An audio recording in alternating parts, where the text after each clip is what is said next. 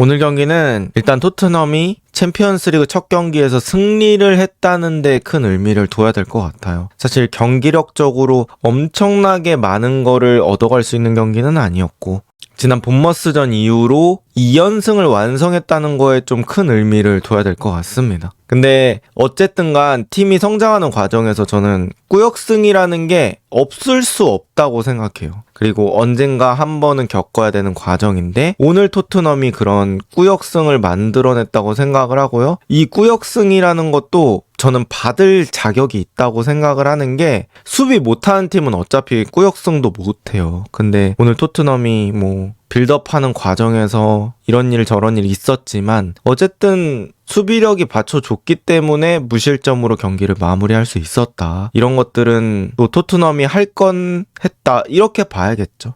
사람마다 관점의 차이는 있을 수 있지만 저는 기본적으로 축구는 이기는 게 더 중요하다고 생각을 하기 때문에 젖잘싸보다는 경기 내용 안 좋지만 이기는 게 더 낫다고 생각을 합니다. 그래서 그런 거에 좀 의미를 둬야 되는 경기가 아닐까 싶고요. 그 다음에 이제 오늘 경기에서 그래도 또 느낄 수 있었던 건 베리발의 성장 곡선이 계속해서 가파르게 진행되고 있다. 이런 것들은 언급해볼 만한 것 같아요. 일단 베리발이 저는 이 컨디션 게이지로 하면은 거의 끝까지 꽉 차 있는 것 같아요. 그러니까 되게 달아올라 있다고 해야 되나? 생각하는 것도 그렇고 신체적인 그런 에너지도 그렇고 일단 이런 높은 레벨의 게임에서 되게 오랫동안 뛴 느낌이 나요. 그러니까 첫 터치 잡아놓는 것도 내가 어떻게 하면 공을 안 뺏길지 아는 것 같아요. 그리고 이제 베리발이 오프더볼 움직임에 대해서도 더 능숙해진 것 같고 기본적으로 체력이 바탕이 되다 보니까 그런 오프더볼 움직임을 더 많이 뛸 수 있겠죠. 그 다음에 저는 베리발이 가장 좋아졌다고 느끼는 것, 최근에 이 장점이 너무 뛰어나다고 느끼는 점이 바로 베리발이 내가 이 공을 잡아놔야 될지 바로 돌려줘야 될지 이거에 대한 판단이 진짜 기가 막히거든요. 내가 조금이라도 이상한 자세나 내가 여기서 공을 잡는 순간 압박당하거나 뺏길 것 같아. 내가 온전히 못 지킬 것 같아.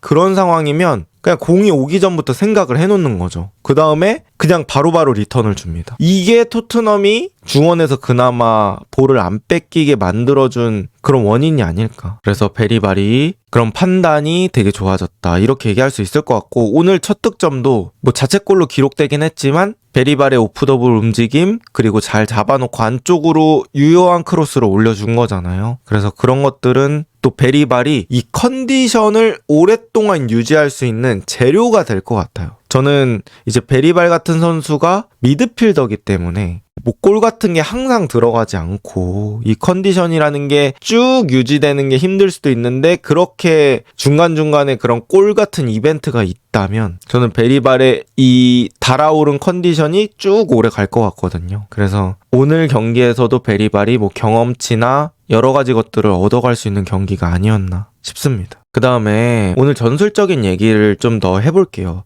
저는 웨스트햄전 전반전이랑 비슷한 문제가 좀 발생했다고 생각을 하는 게 그게 바로 시몬스와 스펜스의 조합인 것 같아요. 오늘도 저는 비슷한 상황이 나왔다고 생각을 하는 게 시몬스가 이런 식으로 공을 가지고 올라가 주잖아요. 근데 제가 봤을 때 지금 폼이 안 올라와서 그런 건지 아니면 원래 시몬스라는 선수의 유형이 그런 건지는 모르겠지만 시몬스가 이거를 경기장 끝까지 가져가줄 그런 스피드, 폭발력 이런 것들은 좀 부족하다고 저는 생각을 해요. 지금 토트넘에서 와서 한 경기들만 봤을 때는 그러니까 쿠두스 같은 선수들은 공 가지고 끝까지 갈 수 있다고 생각을 하는데 일단 지금의 시몬스는 그렇습니다. 그래서 이제 필연적으로 스펜서가 이렇게 띄워줄 때 시몬스가 이렇게 공을 줘야 되는 상황이 나오는데 스펜스가 왼발잡이가 아니죠. 오른발잡이기 때문에 여기서 이렇게 안으로 넣는 크로스가 부정확할 수밖에 없는 것 같아요. 이거는 스펜스의 잘못이라기보단 이 게임 구조에서 오는 단점이라고 저는 생각을 하는데 제 개인적인 생각은 시몬스랑 같이 뛰는 선수는 우도기가 더 적합하지 않을까 그런 생각이 들더라고요. 아무래도 시몬스가 이렇게 해서 오픈을 해줬을 때는 우도기가 그래도 정발로 올리는 게 훨씬 더 정확한 느낌이 생길 테니까 그래서 이런 것들은 조합적으로 한번은 고민해봐야 되는 게 아닐까라는 생각이 있습니다. 그리고 이제 또 다른 거 얘기해보면 오늘 후반전에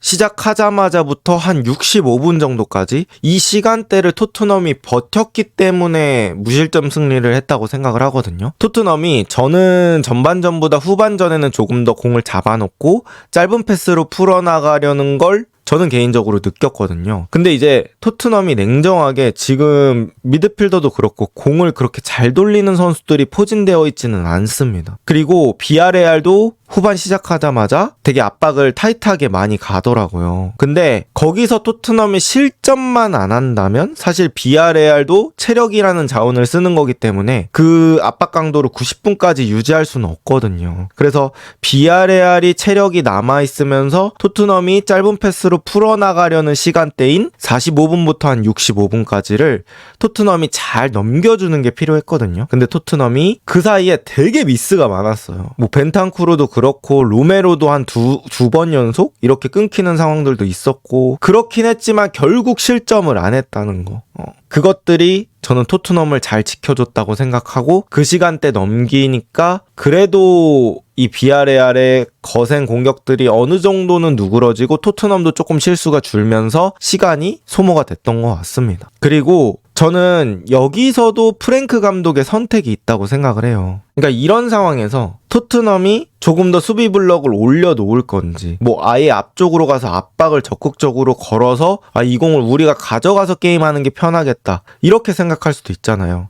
이거는 감독의 선택이라고 보는데 저는 그래도 프랭크 감독이 여기서 무리하지 않고 지키고자 하는 판단을 했던 게 저는 그래도 이 무실점을 지킬 수 있는 그런 원동력이 되지 않았나 싶습니다. 그러니까 제가 프랭크 감독이 아무래도 이런 댐을 열고 닫는 능력이 저는 좋다고 생각을 했었는데 지금도 토트넘의 체력 상황 보면서 그렇게 무리하게 댐을 개방하지 않는 그런 것들이 또 버텨주게 만들지 않았나 싶어요. 그리고 이제 그런 상황에서 저는 토트넘 센터백 2명이 그래도 큰 역할을 했다고 생각합니다. 뭐 빌드업적인 미스 있었지만 그냥 단순 수비하는 상황에서는 그래도 이 토트넘의 센터백 2명 반더벤과 로메로가 정말 큰 역할을 해준다. 그리고 저는 지금 토트넘 축구가 유지될 수 있는 이유 그리고 토트넘이 오랫동안 적은 실점을 바탕으로 승리할 수 있는 이유는 이 주전 수비 라인이 계속 유지되기 때문이라고 생각을 해요. 반더벤, 로메로, 포로 그리고 이제 뭐 우도기, 스펜스 번갈아 가면서 나오긴 하지만 어쨌든 이 3명의 수비수들이 계속해서 유지되고 있다는 게 토트넘에게는 고무적인 부분이다. 근데 저는 이 토트넘 3명의 수비수가 유지될 수 있는 것도 프랭크 감독이 어느 정도 기여도가 있다고 생각을 하거든요. 반더벤이 뒷공간 쓸어주는 수비가 좋은 건 맞아요. 뭐 지금도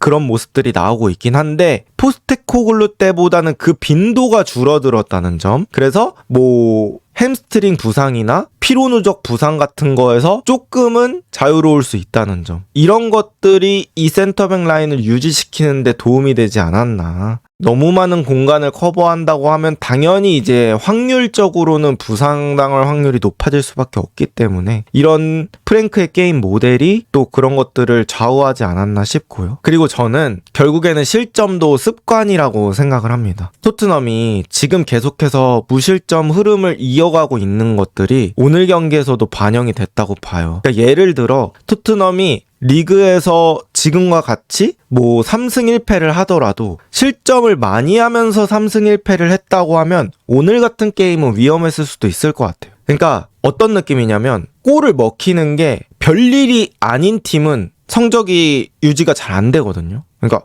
먹혔어? 그래 다시 해보면 되지. 뭐 이런 생각을 가지고 있는 팀. 그러니까 실점을 해도 심리적인 타격이 별로 안 오는 팀은 제가 봤을 때 길게 봤을 때는 높은 성적이 안 나온다고 생각을 하거든요. 근데 실점 하나 해도 진짜 막 미칠 것 같아. 내가 이 실점을 한 게 너무 괴롭고 우리가 해서는 안 될 일을 저지른 것 같아. 막 이런 팀. 그런 팀들은 저는 실점이 습관이 되지 않을 확률이 높다고 생각을 해요. 근데 이제 토트넘이 지금 실점을 적게 하는 흐름들이 계속 이어지고 있고 무실점 경기가 많다 보니까 오늘 같은 경기도 경기 뛰면서 뭔가 우리가 흔들리는 상황은 있지만 결국 실점하지 않을 것 같은 느낌이 들어. 그리고 내가 이 무실점을 깨기 싫은 거죠. 그러다 보니까 조금 더 희생적으로 움직일 때도 많고 그래서 그런 심리적인 부분도 저는 무조건 반영이 돼 있다고 생각을 합니다. 그리고 뭐 이런 얘기들이 좀 있으시더라고요. 프랭크 축구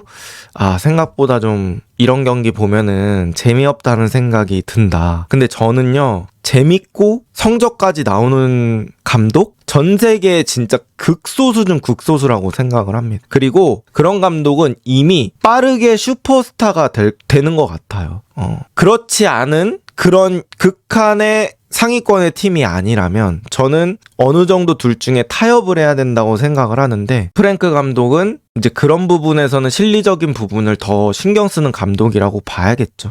그리고 이런 과정 속에서 저는 또 경기력도 나오는 상황도 분명히 생긴다고 생각을 합니다. 그리고 저는 이런 것도 생각을 해야 된다고 봐요. 왜냐면 토트넘이 지금 공격형 미드필더 선수, 그러니까 중원에서 창의성이나 플레이 메이킹, 공을 잡아놓고 쪼개서 갈 수 있는 그런 선수 구성이 아니에요. 그러니까 오늘도 사르베리발이 나오긴 했지만 뭐 서브에 미드필더로 쓸 수 있는 선수가 그레이밖에 없었어요. 근데 뭐 그레이도 냉정하게 메디슨이나 이런 유형의 선수는 아니기 때문에 프랭크 감독이 지금 스쿼드에서는 그래, 우리가 뭐 엄청나게 빌드업 축구로 만들어 나가는 것보다는 실리적으로 선택하는 게 낫겠다, 이런 판단이 들 수 있다고 충분히 생각을 해요, 저는. 그래서 뭐 토트넘이 교체는 결국 결과론적인 얘기지만 하다가 빌드업 축구 안 되는 것 같으니까 결국에는 팔리냐 투입하면서 투볼란치로 바꾸고 앞쪽에 베리발 세우면서 미드필더 성향을 완전히 수비적으로 바꿔놨잖아요. 그래서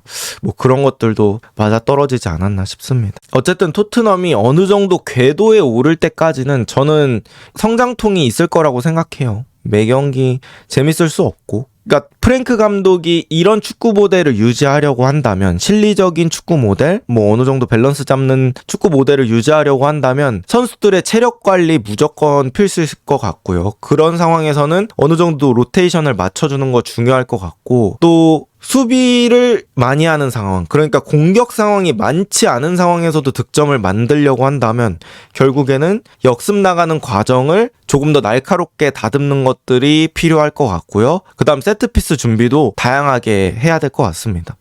그러니까 결국에 말의 앞뒤가 맞으려면 수비하면서 골을 넣는다, 이게 되게 어려운 말이잖아요. 그러면 이제 프랭크 감독이 그런 장치들은 준비해 놔야 된다, 그렇게 생각을 합니다. 뭐 롱스로인이나 코너킥 전술이나 역습 과정이나 프리킥 시에 준비된 세트피스, 이런 것들이 많이 필요하겠죠. 공격 무딘 거 언제까지 보시나요? 저는 사실 토트넘이 뭐 분위기 좋고 잘 되는 날에는 공격 잘 될 수 있다고 생각을 하는데, 프랭크 감독이 지금까지 보여준, 그러니까 하고자 하는 축구는 공격에 힘을 주는 축구는 아닌 것 같아요. 제가 프랭크 감독이 부임했을 때 토트넘이 쉽게 지지 않을 것 같다는 팀이 될 것 같다고 저는 이렇게 멘트를 드렸던 것 같거든요. 그러니까 좀 끈적한 팀이 될 것 같지 막 공격적으로 화려한 팀이 될 것 같지는 않거든요. 그러니까 공격적으로 화려한 걸 보여주려면 필연적으로 앞쪽에 숫자를 많이 갖다 놓는 작업들이 필요할 것 같아요. 근데 프랭크 감독 자체가 뭐 공격 라인에 포스테코글루처럼 풀백까지 다 집어넣어서 축구를 하는 게 아니잖아요. 저는 그러다 보니까 공격적으로 화려하게 날카롭게 요런 축구는 사실 어느 정도는 기대감을 내려놓으셔야 볼만하지 않을까 싶어요. 이거는 사람마다 선택일 수 있어요. 뭐 옛날에 벵거볼이 되게